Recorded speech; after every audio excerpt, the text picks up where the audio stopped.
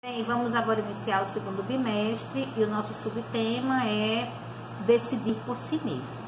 E eu lanço a primeira questão para vocês, né? Você pensa por si mesmo? Claro que vocês vão me responder que sim, que cada um tem suas ideias, suas opiniões, que a sua própria mente, né, a todo momento está formulando opiniões e ideias sobre as coisas, mas aí a filosofia nesse bimestre começa a lançar uma interrogação para vocês. Aliás, várias interrogações.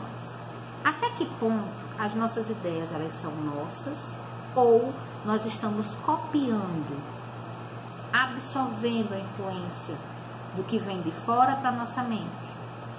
E eu vou dizer para vocês que nós temos ideias sim, que são nossas próprias, mas que as nossas ideias, em grande maioria, sofrem a interferência dos meios de comunicação e do contato com os outros, porque isso é inevitável, certo? Então, assim, a mídia a todo momento lança informações e quer queiramos ou não, a gente absorve essas informações através da internet, através da TV, através do WhatsApp, conversando com os colegas, certo? Nós estamos a todo momento absorvendo informações.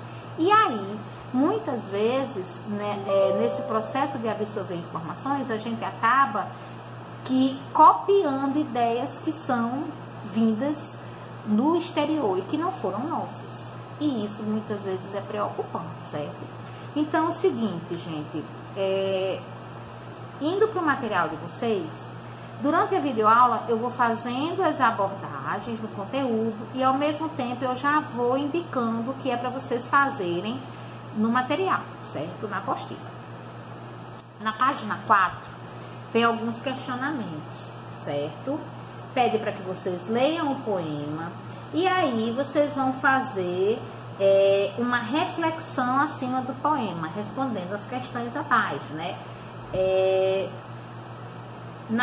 E aí vocês vão respondendo questão 3, questão 4, todas relacionadas ao poema que está aqui. Depois da videoaula vocês vão ter o tempinho para responder. Virando para a página 5, tem também alguns questionamentos. O nosso material, ele é bem interativo, ele primeiro questiona para depois as abordagens em cima do conteúdo acontecer, certo? Então, continua os questionamentos, né, aprofundando. É possível que alguém tenha pensamentos que não apresentem qualquer relação com as ideias de outras pessoas? E aí vocês vão respondendo, será que tem pensamentos que a gente não precisa da influência dos outros, que são ideias nossas? E vocês vão respondendo as demais. Continuando o conteúdo na página 5, expressar pensamentos e ideias. Então, assim, será que nós temos a liberdade de expressar todos os nossos pensamentos e as nossas ideias? Será que a gente tem essa habilidade? A gente pode dizer tudo o que pensa? Muitas vezes não, né? Tem pensamentos que são muitos nossos e que a gente não pode, assim, estar a todo momento divulgando. Para isso, a gente vai analisar agora um pouquinho do que foi o período, né, da censura, certo? Eu vou passar um videozinho, vou estar aqui interagindo sobre essas falas que tem aqui no online, mas a gente vai falar da censura e da história da censura durante todo esse tempo. Bem, então agora a gente vai ver um pouquinho da história da censura, né? Se existiu, ainda existe, né? Claro que existiu e ainda existem determinadas coisas.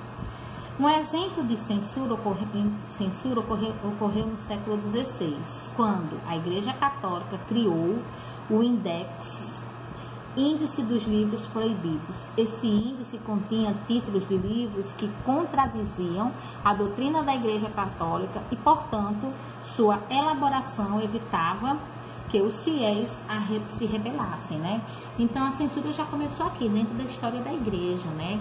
Então, esse livro, ele continha, gente, informações que a igreja não queria que os fiéis tivessem acesso, isso no século XVI, né?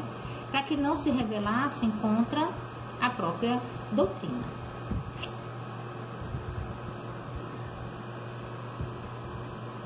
Continuando.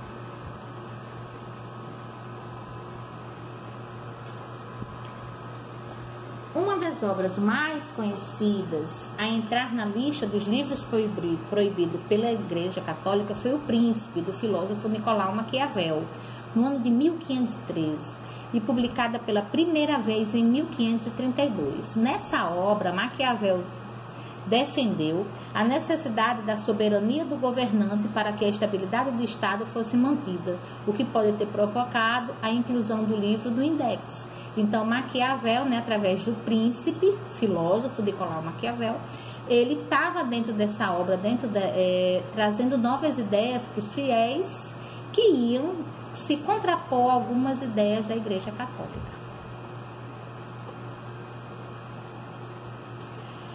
Outro importante pensador, gente, que foi proibido divulgar suas ideias científicas e filosóficas foi Galileu Galilei, condenado pelo Tribunal da Inquisição da Igreja Católica por defender a teoria desenvolvida por Nicolau Copérnico, segundo a qual o Sol estava no centro do universo.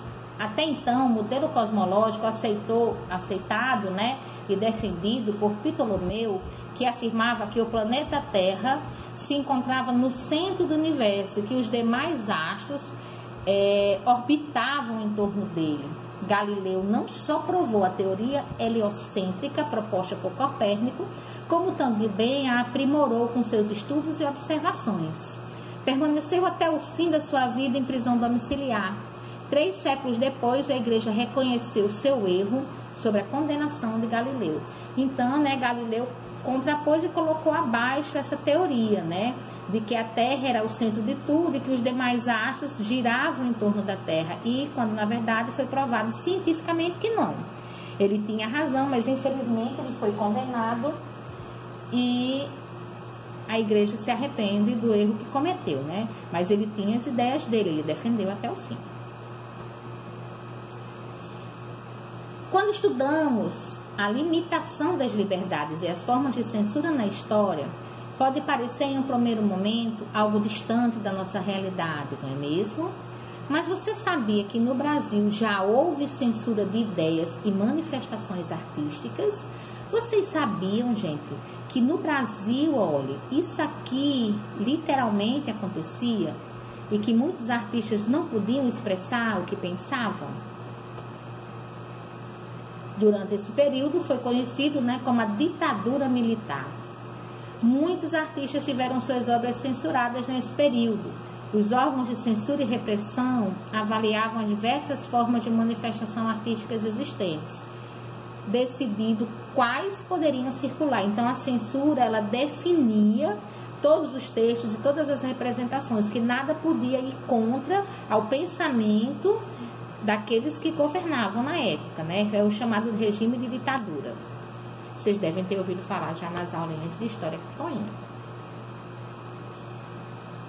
E agora vamos ouvir aqui um pouquinho.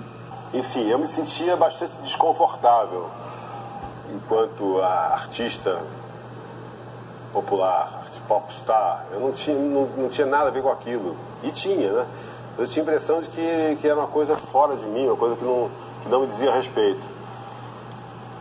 E então me vi no meio daquela roda viva e quis escrever sobre isso. A ideia é essa. Gente, a censura, ela representa um modo de controle de nossas ações e pensamentos. Certamente não é bom a proibição da divulgação de ideias. Entretanto, é necessário estar atento quando se comunica, pois a liberdade não pressupõe a ofensa. Deve-se exigir liberdade de pensamento e ação, mas sem esquecer do respeito ao próximo e de que cada um é responsável por suas próprias ações. Pensem bem nisso. Então, retomando, depois que a gente assistiu esse slidezinho, a ditadura militar, ela reprimia a liberdade de expressão. E isso foi, um fato que aconteceu no nosso país e que muitos artistas sofriam com isso. Mas no final do slide tem um tópicozinho que colocou assim: não vamos confundir a nossa liberdade de expressão com a ofensa com relação ao outro, Eu ter hoje a liberdade de dizer tudo o que eu penso e que quero, eu tenho que entender que eu tenho que ter limites para expressar aquilo que eu penso. Porque se de repente a gente for colocar tudo que nós pensamos, a gente pode estar desrespeitando o outro. Então a gente tem que ter esses valores, né, do que se deve ser dito e como se deve ser dito, certo? Agora voltando para o nosso material, vocês continuam após a videoaula, gente, a responder a atividade do nosso material da página 6 e as questões da página 7, certo? Tem a imagem e aqui é aquele momento que eu sempre peço para vocês, né? É uma leitura da imagem. Vocês vão ler, vão descrever, contextualizando com relação ao que a gente vem falando, né? Da discussão, do diálogo, da liberdade de se falar. O que é que essas imagens podem representar? Que conexão a gente pode fazer com o nosso conteúdo de filosofia, certo? Continuando aqui, tem algumas questões na página 7 que pede assim, compartilhe, converse com os demais, né? Essas questões não serão respondidas porque nós não estamos com os demais, não estamos em grupo, mas as questões que dá para ser respondidas. Bem, pessoal, então até a próxima videoaula, certo? Respondam as atividades. Na próxima videoaula a gente dá a sequência, né, das explicações do conteúdo e a gente vai aqui amadurecendo as atividades que eu vou pedir, ok? Até a próxima vídeo.